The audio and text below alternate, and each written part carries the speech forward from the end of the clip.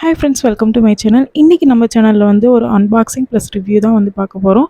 Bullet mixie இருக்குது இல்லைங்களா? So அந்த மிக்ஸிக்கு வரக்கூடிய ஜார் மட்டும் வந்து பை பண்ணியிருக்கேன். 3000 4000 போட்டு புல்லட் மிக்ஸி பை பண்ணுறதுக்கு.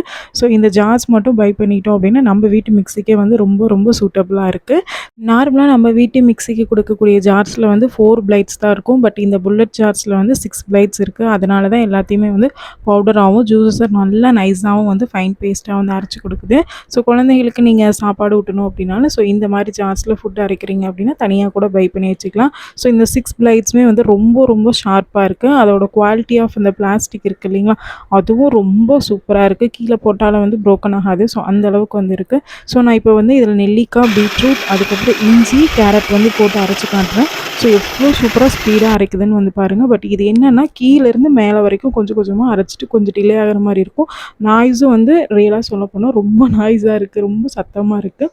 ஸோ உங்கள் மிக்ஸிக்கு சூட் ஆகும் அப்படின்னா டெஃபினட்டாக ட்ரை பண்ணி பாருங்கள். என்னோட வந்து ப்ரீத்தி மிக்ஸிக்கு வந்து வாங்கியிருந்தேன். ரியலாக நம்ம வாங்கக்கூடிய மிக்ஸி, நார்மல் மிக்ஸி எல்லாத்துக்குமே இது சூட் ஆகுது. ஸோ டெஃபினட்டாக வேணும்னா பை பண்ணி பாருங்கள். லிங்க்ஸ் ஃப்ரண்ட் கமெண்ட்லையும் அஃபிலியேட்டட்லையும் கொடுக்குறேன் பாருங்கள்.